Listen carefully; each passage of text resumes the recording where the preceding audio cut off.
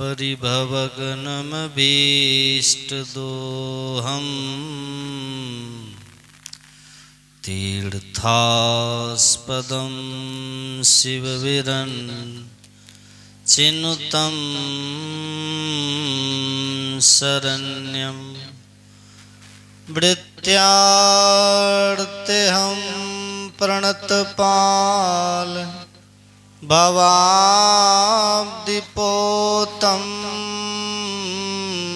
वन्दे महापुरुष ते चरणारविन्दम्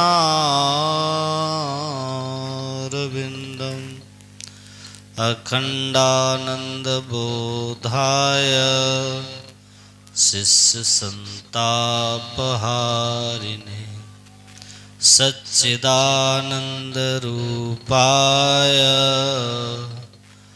रामाय गुरुवे नमः। बोलिए प्रेम से श्री सद्गुरु महाराज की जय। श्री सद्गुरु महाराज, श्री सद्गुरु महाराज की। मंचासीन सम्माननीय रजनीश बाबा, उपस्थित आदरणीय श्रद्धेय डॉक्टर कुमुद बाबू, सत्संग प्रेमी महानुभावों, माताओं तथा बहनों,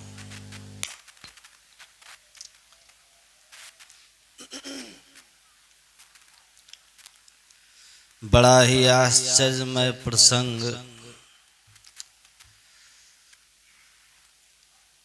श्रीमद् भागवत महापुराण के महात्म्य में पढ़ने को मिलता है, सुनने को मिलता है।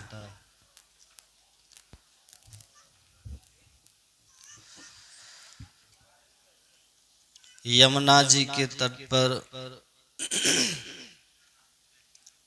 नारद जी ने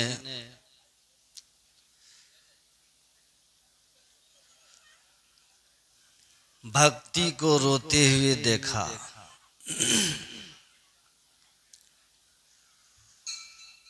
और ज्ञान वैराग्य को सोते हुए देखा।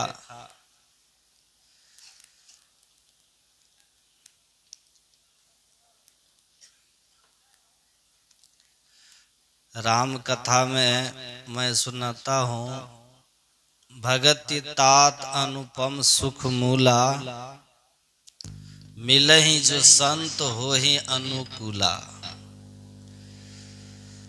भगवान श्री राम लक्ष्मण जी से कहते हैं, हे भाई, मेरी भक्ति अनुपम सुख की जड़ है। जब जीवन में संत अनुकूल होते हैं, प्रसन्न होते हैं, तब वह भक्ति प्राप्त होती है। भगति स्वतंत्र सकल सुख खानी, बिनु सत्संग न पावहि प्राणी। भक्ति स्वतंत्र है और समस्त सुखों की खानी है। सब सुख सब आनंद भक्ति से प्राप्त होते हैं। प्रजाओं को उपदेश देते हुए भगवान श्री राम ने कहा था, सुलभ सुखद मार्ग यह भाई, भगति मोरी पुराण श्रुति गाई। भक्ति का मार्ग सुलभ है, सुखदायक है। पिता से पुत्र को दुख हो सकता है, संभव है। पुत्र से पिता को कष्ट हो सकता है, संभव है। भाई से भाई को कष्ट हो सकता है, संभव है। पति से पत्नी को, पत्नी से पति को दुख हो सकता है, संभव है। मित्र से मित्र को दुख हो सकता है, संभव है। धन से वैभव से दुख हो सकता है, संभव है। लेकिन भगवान का वचन है, भक्ति से कभी दुख नहीं हो सकता, यह संभव है। भक्ति से जब भी मिलेगा तो सुख ही मिलेगा। भक्ति तात अनुपम सुख मूलानुपम सुख की जड़ भक्ति है। इस भक्ति की इतनी महिमा है, जिनसे समस्त सुख प्राप्त होते हैं। उसी भक्ति को नारद जी ने यमुना जी के तट पे रोते हुए देखा। जो भक्ति खुद रो रही है, उस भक्ति के द्वारा संसार को सुख कैसे मिलेगा? भक्ति आर्तनाद कर रही है। कितना आश्चर्यमय प्रसंग है। सर्वत्र यह सुनने को मिलता, भक्ति से सुख मिलता, भक्ति से आनंद मिलता है। आज भक्ति यमुना जी के तट पे रो रही। क्यों रो रही है? ज्ञान वैराग्य के लिए रो रही। ज्ञान जीर्ण हो चुका है, वैराग्य जीर्ण हो चुका है। दोनों मूर्छित पड़े हैं। इस प्रसंग से ये जानने में आता है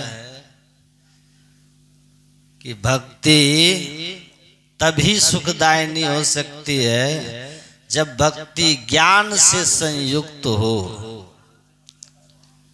भक्ति तब सुखदायिनी होती है जब भक्ति वैराग्य से संयुक्त हो।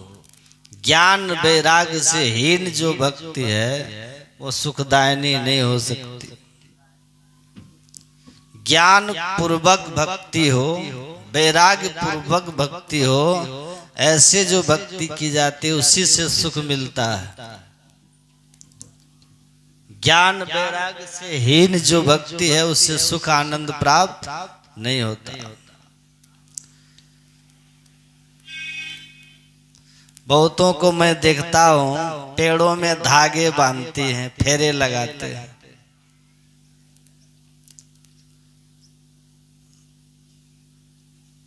बद्रीनाथ जा रहे थे कुछ विदेशी लोग, हम भारतीयों को देख करके हंस रहे थे। देखोगे भारतीयों की दुर्दशा।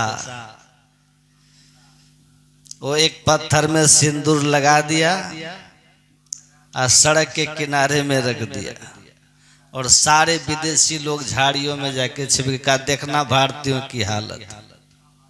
बस सब भारतीय उसी में लग गए। इस तरह की भक्ति से सुख नहीं होगा। ज्ञान वैराग्य से हीन भक्ति से कहीं पूजने लग जाओ, किसी को भजने लग जाओ, कहीं लग जाओ, यह ज्ञानता पूर्ण भक्ति है। इलाहाबाद में कुंभ के मेले लगे हुए थे बहुत साल पहले। एक इंग्लैंड का व्यक्ति कुंभ के मेले में आया हुआ था प्रयागराज में। उन्हें सोच जाने की इच्छा हुई, शौचालय में जाने की इच्छा हुई, लेकिन आसपास में कहीं शौचालय मिला नहीं। वो एक दुकान के पीछे शौच कर लिया। लेकिन उस पवित्र मेले में खुले में शौच करके जाना उस विदेशी को अच्छा नहीं लगा। वो शौच के ऊपर अपनी टोपी रख दी। विदेशी था, कीमती टोपी थी, शौच के ऊपर टट्टी के ऊपर टोपी रख दिया और वो चले गए। कुछ लोग मेले में इधर उधर घूमते हुए दुकान के पीछे गए, देखा कि बड़ी कीमती टोपी रखी हुई है। उनमें से एक दो अंधी भक्ति करने वाले थे। उन्होंने कहा, अरे ये तो लगता है कोई देवता प्रकट हो गया, भगवान प्रकट हो गया। साजी में फूल था, बेलपत्र था, उसी टोपी के ऊपर चढ़ा दिया। एक को चढ़ाते हुए देख करके दो चार जो पीछे थे उन्होंने भी चढ़ाना शुरू किया। फूल बेलपत्र से टोपी ढक गई अब तो लाइन लग गई, इतनी बड़ी लाइन की कुंभ के मेले, वहीं पर भीड़ इकट्ठे हो गए। सब लोग बस वही, कौन देवता है, कौन देवता है, किसकी पूजा कर रहे हो, का झपड़िया भगवान प्रकट हुआ है, बड़ी पूजा। और सैकड़ों पुलिस की ड्यूटी पड़ गई वहां, बोरी के बोरी रुपए इकट्ठे होने लगे वहां, सब वहीं जमा हो गए। मीडिया वालों ने इतना उछाला, साक्षात भगवान कुंभ के मेले में प्रकट हुए, सारे लोग दर्शन कर रहे हैं। वो अंग्रेज भी घूमते घामते कहीं से वहां पहुंच गया जो लेटरिंग किया था। ये दुकान के पीछे तो मैंने टट्टी की थी, यहाँ तो पूजा हो रही है, भगवान प्रकट हो गए, देखना चाहिए भगवान को। लेकिन इतनी लंबी लाइन कौन जाने देगा। भीड़ को हटाने वाले जो थे सर्वश्रेष्ठ अधिकारी वहां खड़ी थी, उनको 2-4-5 हजार रुपए धीरे से हाथ में पकड़ाया, कहा हमें थोड़ा सा भगवान का दर्शन नजदीक से कर लेने दो। 2-4-5 हजार रुपए पकड़ा दिया तो पुलिस अधिकारी को पैसा पकड़ाया, कहा हमें थोड़ा भगवान का दर्शन नजदीक से करने दो। 2-4-5 हजार रुपये पकड़ा दिया और नजदीक से दर्शन कराने लगा। पहचान लिया कि ये तो हमारी टोपी है, का इस टोपी को अब थोड़ा सा हटाऊं तो देखूं इसके अंदर भगवान कैसा है। जैसे टोपी को हटाया तो टोपी के नीचे टट्टी थी। तब लोगों ने कहा हे भगवान, ये दुर्दशा लोगों की है, टट्टी तक को भी यहाँ के लोग पूजने लग जाते हैं, पेड़ पौधे पत्थर को पूजे, ये कौन बड़ी बात है। इस तरह की भक्ति जो है कलयुग में रोती रहती है। ज्ञान वैराग से हीन जो भक्ति है वो रुदन करती है। ज्ञान पूर्वक भक्ति होनी चाहिए, वैराग पूर्वक भक्ति होनी चाहिए। एक ठग महात्मा ने घोषणा करा दिया, मीडिया को कुछ पैसा दिया, घोषणा करा दिया कि हम 8 दिन के अंदर शिव जी को यहाँ प्रकट करेंगे। दुनिया में लहर फैल गई। उन्होंने क्या किया, जमीन को खोद करके एक बोरी चना दबा दिया और चने के बोरी के ऊपर एक शिवलिंग को रख दिया, मिट्टी से ढक दिया। कुछ उस बोरी के ऊपर थोड़ा थोड़ा जल डालता गया, चना फूलता गया। जैसे जैसे चना फूलता गया वैसे वैसे शिवलिंग नीचे से ऊपर आता गया। जैसे ऊपर आया सारी दुनिया इकट्ठी हो गई। इतने बड़े महापुरुष है कि जमीन के नीचे से इन्होंने भगवान शिव को प्रकट कर लिया। शिव जी प्रकट हो गए, सारी दुनिया पूजा में लग गई। बोरी के रुपए इकट्ठे होने लग गए, कई बोरी रुपया इकट्ठा कर लिया। लेकिन महात्मा को तो पता था अब तक तो चना फूल रहा है तो शिव जी बाहर आ रहे हैं, और जब सड़ेगा तो शिव जी भीतर भी जाएंगे। तो फूल रहा है तो बोरी में पैसे भी फूल रहे हैं, और जब धसने लग जाएंगे अंदर तब तो कपट खुल जाएगा, तो सारी बोरी हाथ से निकल जाएगी। इसलिए चना सड़ने से पहले यहाँ से भाग निकलो। रातों रात रुपए के सारी बोरी लेकर के वो ठग भाग। और जब चना सड़ने लग गया तो शिव जी नीचे को जाने लग गए। अब तो और कीर्ति उनकी हो गई। देखो कितने बड़े महापुरुष थे, जब तक वे यहाँ रहे तब तक तो शिव जी का दर्शन होता रहा, और वो महापुरुष जब चले गए तो शिव जी रसातल को जा। कितने दुखी हो गए शिव जी। और खोजो उस महात्मा काय के लिए मिलेंगे। तब किसी ने सोचा कि शिव जी यहाँ से प्रकट कैसे हुआ, नीचे क्यों जा रहे, एक बार खुदाई करके तो देखो। खुदाई करके जब देखा तो चना के बोरी के ऊपर शिवलिंग रखा हुआ था। कुंभ में ऐसे बहुत आपको मिलेंगे। प्रयागराज में आप लोग गए जाएंगे, देखिएगा वहां तमाशा होता है कुंभ। क्या क्या लोग वहां, क्या क्या कहां कहां से लोग किस किस रूप में आते हैं, अब बोरी बांध बांध करके जाते हैं। 70 ताले लगे हुए थे, सावामन लोहे की जंजीर से शरीर जकड़ा हुआ था। अर्ध कुंभ मेला इलाहाबाद में मीडिया वालों ने इतना प्रचार किया, आधा कुंभ उन्हीं के पास पहुंच गया। हमसे भी लोगों ने कहा कि चलिए दर्शन करके आते हैं। मैंने कहा पिछले जन्म में वो हाथी होगा इसलिए जंजीर से जकड़ा हुआ। कहाँ जा रहे हो, यह आडंबर है, पाखंड है।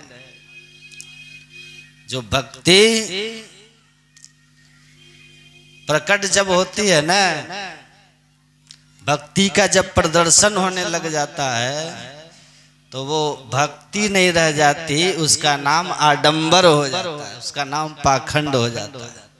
भक्ति का प्रदर्शन या आडंबर कहलाता है, पाखंड कहलाता है। भक्ति तो इतनी गुप्त चीज है, कोई बिरले पुरुष ही जान पाते हैं।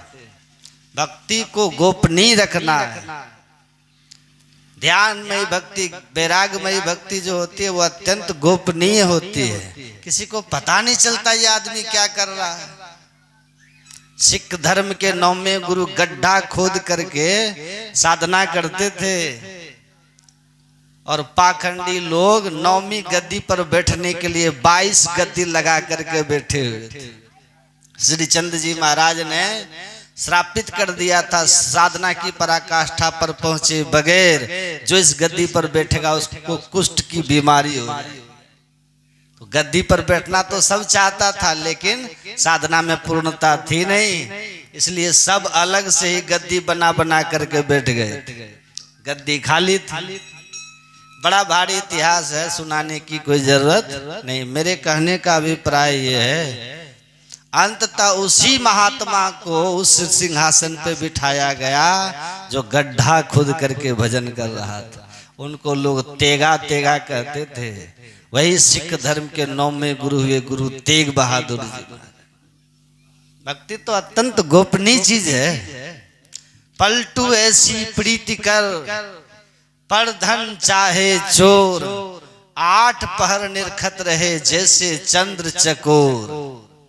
चोर को यदि कोई चोरी करते हुए देख लेगा, चोरी के लिए जाते हुए देख लेगा, तो वो चोरी कर पाएगा? नहीं कर पाएगा। उसी तरह से भक्ति करते हुए यदि दुनिया देख लेगी तो आप भक्ति में आगे नहीं बढ़ पाएंगे। फिर तो वरदान देने में लग जाएंगे, रिद्धि सिद्धि दिखलाने में लग जाएंगे। जैसे दिखलाने में लग गए वैसे भक्ति खत्म, अब प्रदर्शन हो गया। तो भक्ति तो अत्यंत गोपनीय चीज है। भक्ति का जब प्रकटीकरण होता है, प्रदर्शन होता है, तो वो आडंबर कहलाता, वो पाखंड कहलाता। वो पाखंड में भक्ति, ज्ञान वैराग से हीन भक्ति रुदन करती है। अर्थात उस भक्ति को प्राप्त कर भक्तों का रोना धोना नहीं छूटता। भक्ति क्या रोएगी? भक्ति को रोना क्या? भक्ति कोई व्यक्ति थोड़ी है जो रोती है। ज्ञान से हीन जो भक्ति की जाती है, वैराग से हीन जो भक्ति की जाती है, याद रखिए, वैराग ज्ञान से हीन जो भक्ति है उससे सुख और शांति नहीं मिलती। भक्त सब दिन रोते रहता है और रो ही रहा है। बहुत भगत आते हैं, महाराज शांति नहीं मिलती, महाराज सुख नहीं मिलता। हरिद्वार गए, ऋषिकेश गए, वृंदावन गए, मथुरा गए, सब जगह गए, सब जगह जाकर भक्ति की, और फिर भी रोना धोना नहीं छूट रहा है। भगवान का वचन झूठ हो गया क्या? भगति तात अनुपम सुख मूला, अनुपम सुख की जड़ मेरी भक्ति है। उस भक्ति को करते हुए भी लोगों का रोना धोना नहीं छूटा। कौन भक्ति करो? वही रोने वाली भक्ति कर रहे। जिस भक्ति से रोना धोना सदा के लिए समाप्त हो जाता, वो भक्ति तो ज्ञान की पराकाष्ठा पर पहुंचे हुए संत से प्राप्त होती है। इसलिए कहा मिले जो संत हो या अनुकूला। वो भक्ति, जिस भक्ति से जन्म जन्म का रोना समाप्त हो जाता है, वह सुखदायिनी भक्ति, अनुपम सुख की जड़ भक्ति, वह स्वतंत्र भक्ति संत की कृपा से प्राप्त होती है, संत की शरण में जाने से प्राप्त होती है।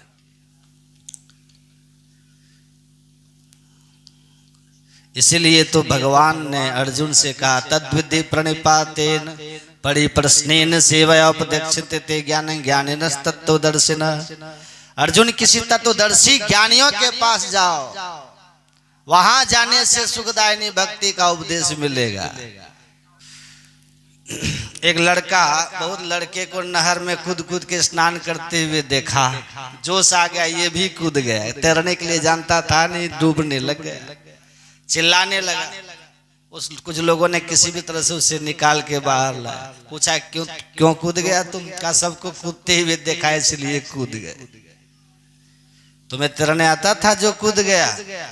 तैरने के लिए तो आता नहीं था, लेकिन कूदते हुए देख करके जोश आ गया। मूर्ख, उन लोग को तैरने आता था इसलिए कूद रहा था, तू क्यों देखा देखी कूद गया? ऐसे ही बहुत लोग हैं, सब कर रहे तो हम भी कर रहे, सब जा रहे तो हम भी जा रहे। भेड़िया दशान, ये अज्ञानमयी भक्ति सुखदायिनी नहीं होती है। संत के पीछे चलो, संत की शरण में जाओ, संत का अनुकूल बना लो, संत को प्रसन्न कर लो। भगवान का वचन, बिनु सत्संग न पावहि प्राणी। बिना संत का संग किए सुखदायिनी भक्ति प्राप्त नहीं हो सकती। बिना संत को प्रसन्न किए, अपना अनुकूल बनाए, सुखदायिनी भक्ति नहीं मिल सकती। भक्ति करते रहिएगा। कबीर साहब ने तो कह दिया, संत सम्राट है कबीर साहब, भक्ति सब कोई करे। अपनी अपनी जानकारी के मुताबिक भक्ति सब कर रहे हैं, भक्ति सब कोई करे, पर भ्रमना ना डरे। भक्ति जंजाल दुख द्वंद भारी, ब्रह्म चिन्हे नहीं भ्रम खोजत फिरे, ज्ञान के नेत्र क्यों फोड़ डाले। ब्रह्म की पहचान इधर से उधर भटक रहे। बिनु सत्संग न पावहि प्राणी।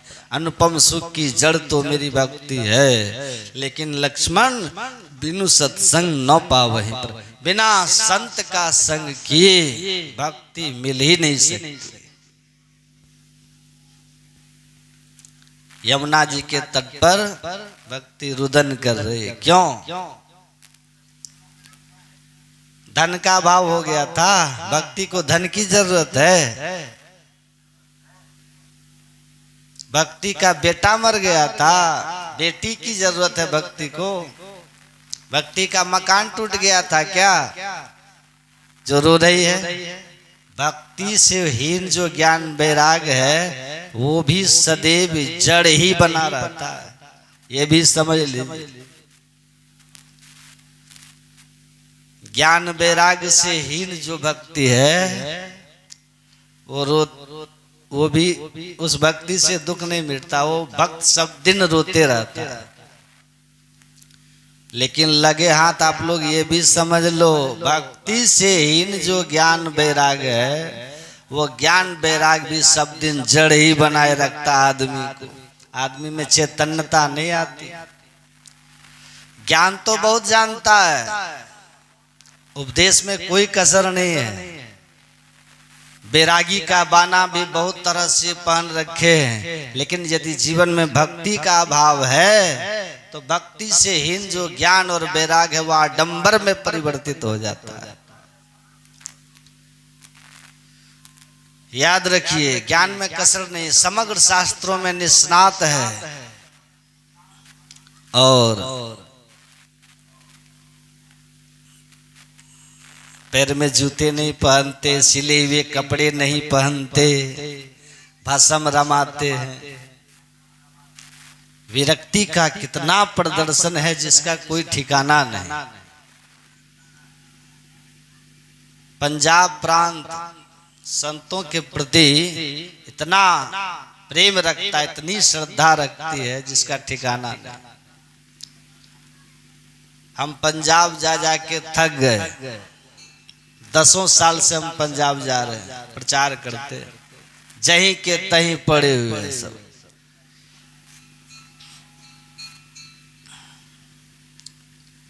सांचे का कोई ग्राहक नहीं, झूठे जगतपति जी। एक महात्मा जी बड़े त्यागी थे। उनके त्याग वैराग को देख करके एक सदग्रस्त ने भी वैराग का भेष बनाया और चिमटे गाड़ करके धुना रमा दिया। बड़ा त्यागी, बड़ा त्यागी। जो आए 10-20 रुपए चढ़ाए, चिमटे से उठा के उसी के सामने फेंक दे, ले जा, इसकी हमें कोई जरूरत नहीं। जो चढ़ाए उन्हीं को पैसे लौटा दे, ले जा। बड़ी ख्याति हो गई, पैसे लेते ही नहीं, छूते ही नहीं, फेंक देते हैं। एक बड़ा भारी कंजूस सेठ था, उसके मन में हुआ आज तक तो मेरा नाम कंजूसी में ही है और अच्छा महात्मा पकड़ाया है। पैसे तो लेते नहीं, जो चढ़ाता उसी को लौटा देता है। तो क्यों ना आज 2 लाख रुपए उनके चरणों पे रख दूं, दुनिया में मेरा नाम भी हो जाएगा और पैसा तो वापस आ ही जाएगा। 2 लाख रुपए जाकर के चरणों में रखा, जैसे 2 लाख की गड्डी सामने पड़ी तो उठाकर जेब में रखा, वो चल दिया। सतगुरु महाराज की जय। मैंने तो सुन रखा था आप कोई लेते नहीं, आप लौटा देते हैं, आप तो जेब में रख लिए। का इसी 2 लाख रुपए के लिए तो 10-20 रुपए को लौटा रहा था। इसी की प्रतीक्षा में तो मैं वर्षों से इतना त्याग किया, अब तक टकराया ही नहीं था ऐसी गड्डी।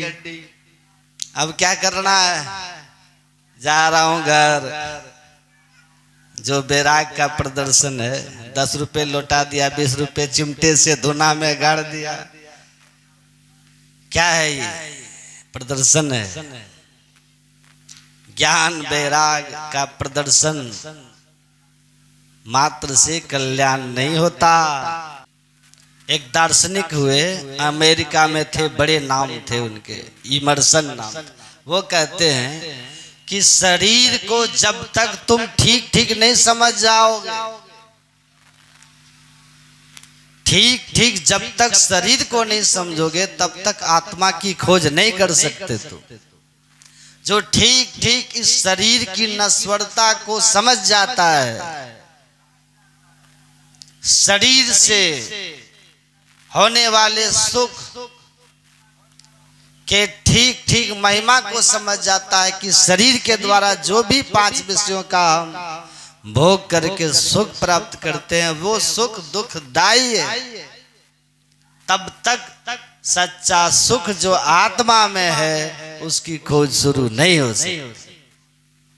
शरीर की नश्वरता, शरीर की सच्चाई ही आत्मा की खोज शुरू करा। इसलिए सबसे पहले ठीक ठीक तुम शरीर को समझ लो कि शरीर से सुख नहीं मिल सकता। सुख आत्मा में है। तन सुख मन सुख ना सुख तेरो, आत्म सुख निज तेरो, तू तन मन सुख निज के जान्यो भयो काल के जेरो। गुरु महाराज कहते हैं आत्म सुख सच्चा सुख है, तन मन का सुख तुम्हारा सुख नहीं है। ये तन मन इंद्रियों का सुख तो दुख रूप है। तुम तन मन इंद्रिय सुख को ही निज का सुख समझते हो, इसलिए तुमको काल का चारा बनना पड़ता है। तो जब शरीर का नश्वरता हमको समझ में आती है, शरीर का स्वरूप हम समझ जाते हैं, तो अब आत्मा की खोज होती है। और जब संसार का स्वरूप हम समझ जाते हैं तब परमात्मा की खोज शुरू होती है। तो शरीर और संसार को समझ लिया जो वही परमात्मा की और इस आत्मा की ओर हो सकता है। इसलिए ठीक ठीक संसार के स्वरूप को समझना चाहिए। गुरु महाराज कहे यह जग जानो महा छलाई, यह संसार महा छलिया है, ये सबको छलता है। हम आप लोग को क्यों सुना रहे हैं पता आप लोग को? क्योंकि मुझे पता है। बादी बिरति बिनु कहते हैं ना, बादी बसन बिनु भूषण भारू, अब बादी बिरति बिनु ब्रह्म विचारू। देखिए शरीर पर वस्त्र ना हो, उसको कितना भी जेवर पहना दीजिए, उसके शरीर की सुंदरता नहीं निखरेगी। वस्त्र के ऊपर ही जेवर गहने शोभायमान होते हैं। उसी तरह जिसके अंदर वैराग्य नहीं है, वो ब्रह्म ज्ञान को सुन लेगा, धारण नहीं कर सकेगा। जिसको संसार में रस मिलता है, उसके लिए ये ब्रह्म विद्या बेकार लगता है। आज जो ब्रह्म ज्ञान को बेकार समझे, आत्मज्ञान को बेकार समझे, और संसार ही जिसको सार लगे, संसार की असारता को जब तक नहीं समझ सका, वो ब्रह्म की खोज नहीं करेगा। वो सुनेगा भले, और उसके लिए ये भी एक टाइम पास होगा। इसलिए कहा वैराग्य होना चाहिए। संसार में आसक्ति नहीं होनी चाहिए, तो आप शीघ्रता से अंतर पथ के मर्म को समझेंगे भी और अनुभव भी करेंगे। इसलिए कहा वैराग्य बहुत जरूरी है।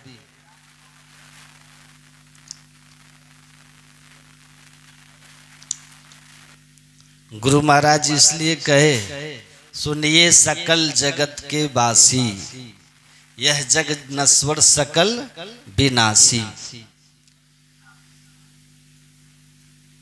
शंकराचार्य जी महाराज भी कहते हैं, अष्टकुलाचल सप्त समुद्रा ब्रह्म पुरंदर दिनकर रुद्रा, न त्वम नाहम नायम लोकस तदपि कृमर्थे क्रियतम शोकः।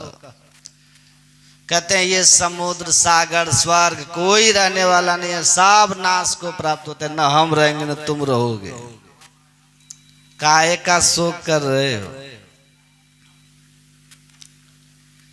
कोई संसार से प्रियजन चला जाता है तो हम बड़े दुखी होते हैं, जैसे हम नहीं जाएंगे, हम नहीं मरेंगे।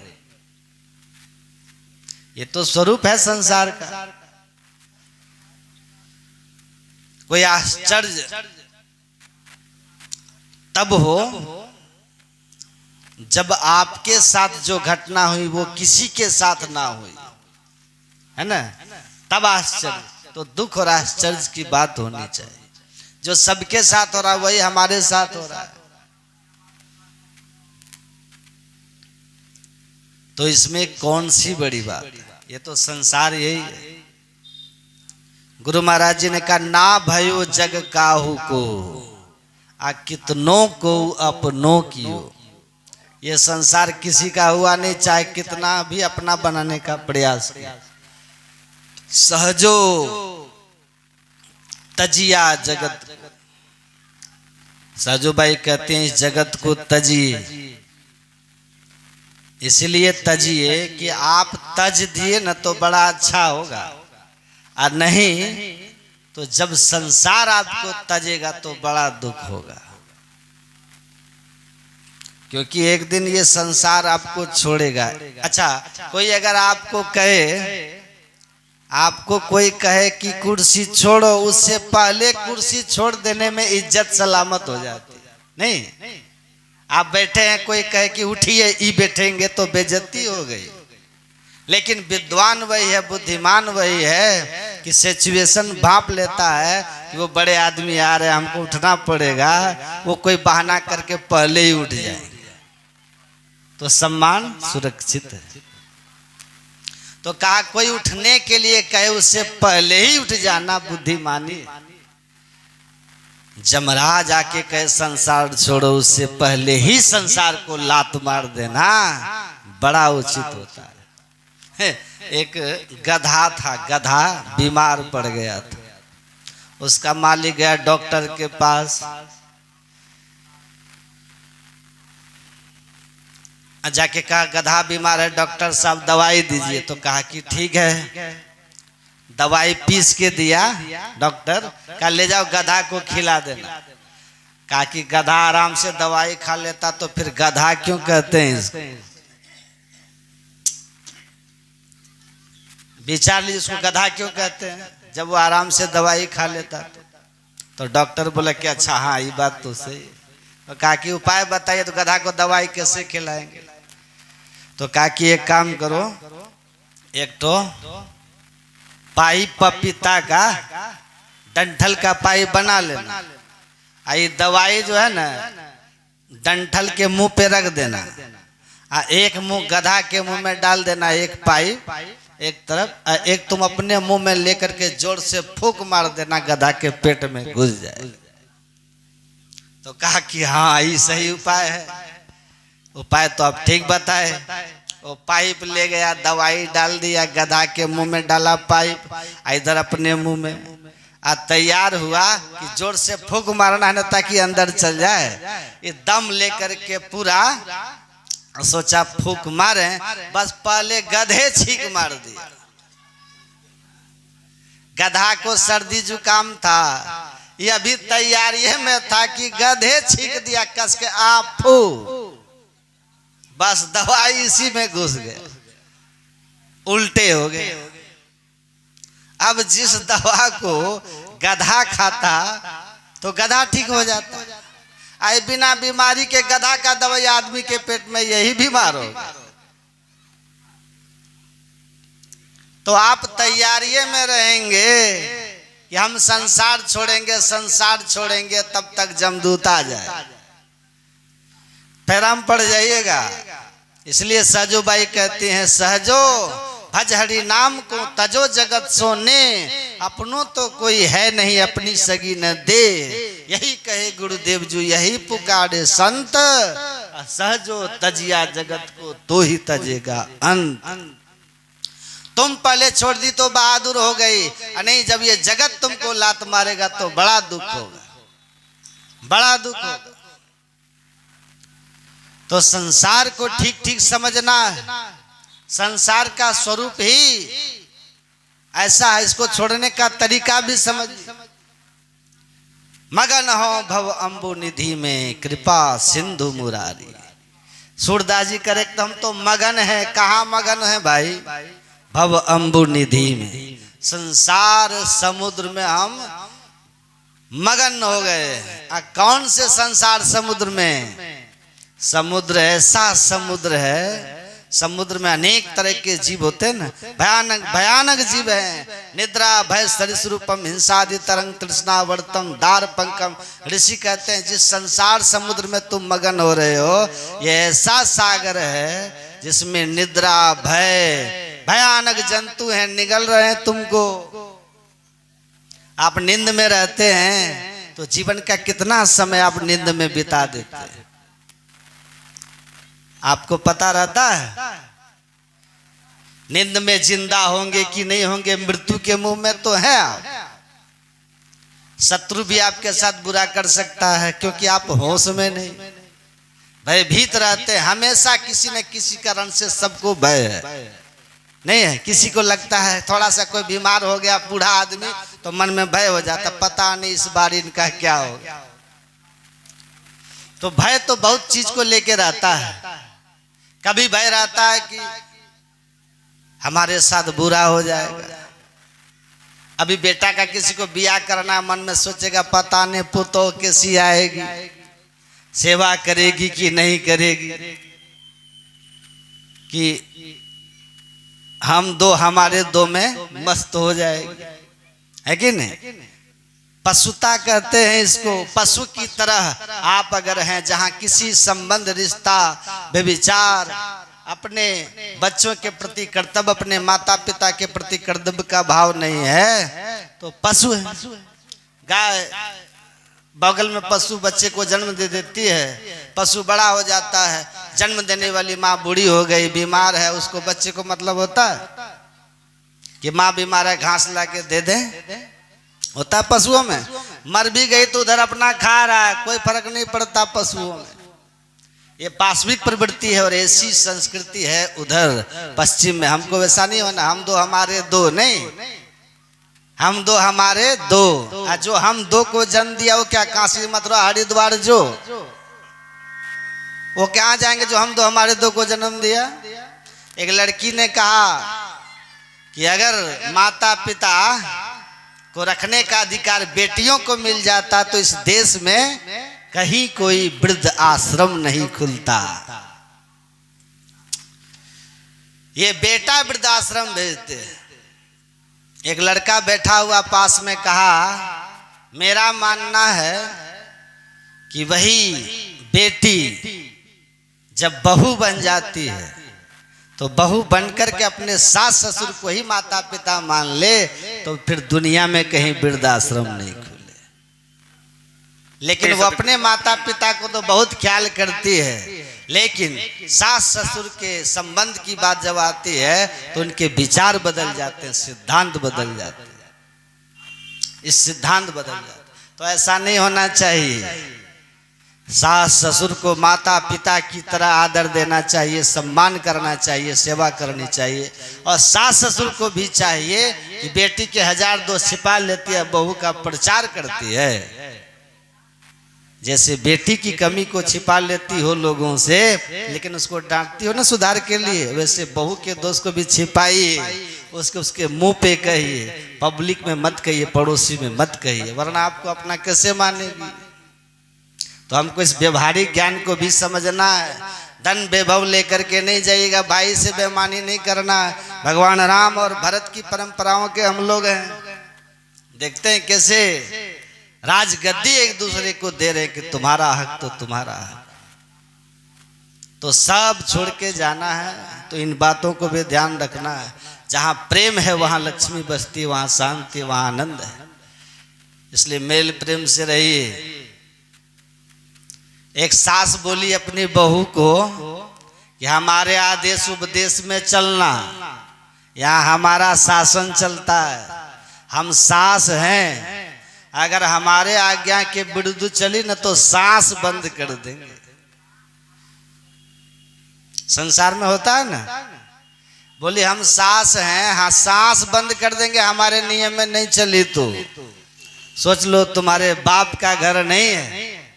तो वो बहू बोली कि हम आपके जुग का बहू नहीं है, हम पढ़ी लिखी 21वीं शताब्दी की बहू हैं, इंटरनेट व्हाट्सएप और फेसबुक वाली। आप हमको उस जमाने पुराने जमाने की मत समझिए। आप सास अगर सांस बंद करने वाली हैं तो हम भी आधुनिक युग की बहू हैं, आपका लहू पी जाएंगे।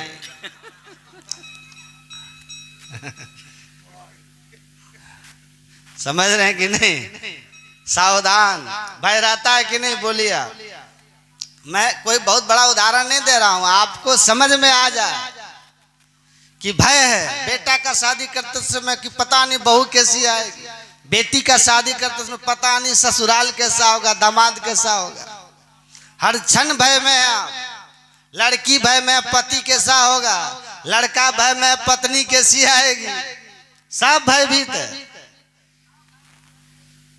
विद्यार्थी भय में रहता है पास करेंगे कि नहीं, पढ़ रहे हैं जीवन में कुछ अच्छा कर पाएंगे कि नहीं। किसान भयभीत है कि पता नहीं वर्षा क्या कमाल कर जाए, फसल खराब हो जाए। तो इस संसार में भय एक ऐसा जानवर है, हिंसक जीव है जो हर पल आपको डिस्टर्ब करे। ऐसे संसार में आप मगन होके हैं। कहते हैं सावधान होके। ये संसार है, कहते हैं संसार सागर में पानी तो तुमको दिखाई नहीं दे रहा है, लेकिन नाक सबका अंदर सांस लेने में परेशान हो रहा है। इतने तरह के परेशानियां हैं इस संसार सागर। हिंसा की तरंगे उठती रहती है। देखते हैं ना एकदम से आदमी बेहवाल बेबल हो जाता है क्रोध में। क्रोध किया क्रोध एकदम अबोध हो जाता है। क्या कर देगा, कोई उधर क्रोध कर रहा है, कोई इधर क्रोध कर रहा है, लहरें उठ रही है ना। उसमें बार बार बारी बारी से इस तरह से भीतर हिंसक भाव आता है। कौन किसको कहां मार दे पता ही नहीं। क्या आपके साथ बुरा हो जाए। तृष्णावर्तम कहते हैं, तृष्णा का भंवर। भंवर जो होता है ना, पानी जहां घूमता है, देखिएगा जहां करंट चलेगा वहां पानी घूमता है। अब पानी जब घूमेगा ना, तो जो उस भंवर में फंस गया उसको खूब पहले नचाता है। नचाते जब थका देगा तब अंदर ले जाता है। और आप जितना जोर लगाइएगा ना बाहर निकलने का, वो आपको उतना ही घेरेगा। याद रखिए, जो अच्छे होशियार तैराक होते हैं वो भंवर में फंस जाएंगे ना, तो वो पावर नहीं लगाते अपना, एकदम सहज रहते हैं। क्योंकि पावर लगा के आप थक जाइएगा तो कब नीचे ले जाएगा कि मर जाइएगा, सांस फूल जाएगा। वो सहज हो जाएंगे और डुबकी जब आता है तब उस समय भागते हैं। भंवर में डुबकी मार के ही आप निकल सकते हैं, ऊपर तैर के नहीं निकल सकते, मर जाइए। तो कहा यहाँ तृष्णा का भंवर है। तृष्णा कैसा भंवर है, तृष्णा समझते हैं। और जौ 10 20 50 भय सत होई, 1000 तो लाख मांगे, कोटि अरब खरब असंख्य धरापति होने की चाह जगी। पृथ्वी पाताल हूँ राज करो, तृष्णा अधिकी अति आग लगेगी। असुंदर एक संतोष बिना, सठ तेरी तो भूख कभी न भी। कहते हैं जैसे अग्नि बुझे न काम अग्नि, तुलसी विषय भोग बहु घीते। आग जल रहा, उसमें चम्मच घी डालिए तो घी बुझेगी, आग बुझेगी कि और बढ़ेगी। कहते हैं तृष्णा का यही हाल है। लगता है कि ये हो जाएगा तो अब ठीक है, लेकिन वो होते ही उसके पीछे पूंछ खड़ा होता। एक बूढ़ी माता कुप्पा घाट में बोली कि बाबा एकटा पोता हो जाती है ना, बड़ा आराम हो जाती है। दूठो पोतिये हो गए छे। एक बाबा थे, वो हंस के बोले कि पोता हो जाएगा तो काम चल जाएगा ना, तो हाँ। अब बोला कहीं पोता हो गया, आप पोता को फिर कोई संतान नहीं हुआ, तब कहे ये नहीं कहिए, पोतों को होना चाहिए बाबा। कहाँ रुकी, उसको भी ऊपर से क्या। तो फिर बाबा कहते हैं कि अगर पोता आपका, मान लिए कि पोता तो हो जाएगा लेकिन एक पैर का विकलांग रहा, तब का नहीं बाबा स्वस्थ होना चाहिए। खाली पोता से नहीं रुक रही है, चोरू चक्का हो गया आगे चल के, नहीं ऐसा नहीं बोलिए बाबा। पढ़ा लिखा बढ़िया आदमी बने, सत्संगी बने। पोता से कहाँ पेट भर रहा है। पोता होते ही पोता में कंडीशन लगेगा कि ऐसा हो जाए, नौकरी हो जाए, उसकी भी अच्छी शादी हो जाए, बुढ़िया मरेगी इसका चिंता नहीं है कि पोता कब ब्याह होगा। 80 साल की खुद हो गई है, 80 साल की हो गई, अपने मरने का चिंता नहीं है उसको। अब पोता हो जाए, उसका ब्याह हो, बढ़िया हो, पढ़ा लिखा हो, संस्कारी हो, उसकी बहू भी अच्छी आए, अब उसको भी पोता हो, गजब हाल। तो मांग तो एक पोता की है, लेकिन उसके भीतर जो रेशा घुसा हुआ है मांगों की, वो बड़ी लंबी है। तो कहा यही तृष्णा है। एक भंवर, एक तरंग गई नहीं कि कितना पैदा होगा, उसी में घुसा हो। इसलिए मांग में मांग, इसलिए कहा आज गई और काल गई, परसों तरसों कुछ और ठई है, और सुंदर ऐसे ही आयु गई, तृष्णा नित्य ही नित्य होत नहीं है। तो ये तृष्णा का भंवर है, इसमें फंसते चले जाइए, खत्म नहीं होता, आदमी खत्म हो जाता है, तृष्णा खत्म नहीं होता। आदमी खत्म हो जाता है, तृष्णा खत्म नहीं होती। इसलिए जो तृष्णा के भंवर में फंस गया उसको शांति नहीं होगी, उसको तो हाय हाय हाय हाय हाय हाय हाय जबरदस्त हाय पकड़ लिया उसको। कहते हैं संसार एक ऐसा अम्बु निधि है, सागर है, जिसमें देखो कैसे कैसे खतरनाक जीव जंतु है, और इसमें आप आराम खोज रहे हैं। आराम कहाँ है? आराम की तलब है तो एक काम कर, आराम की शरण में और राम राम कर। आराम कहाँ है?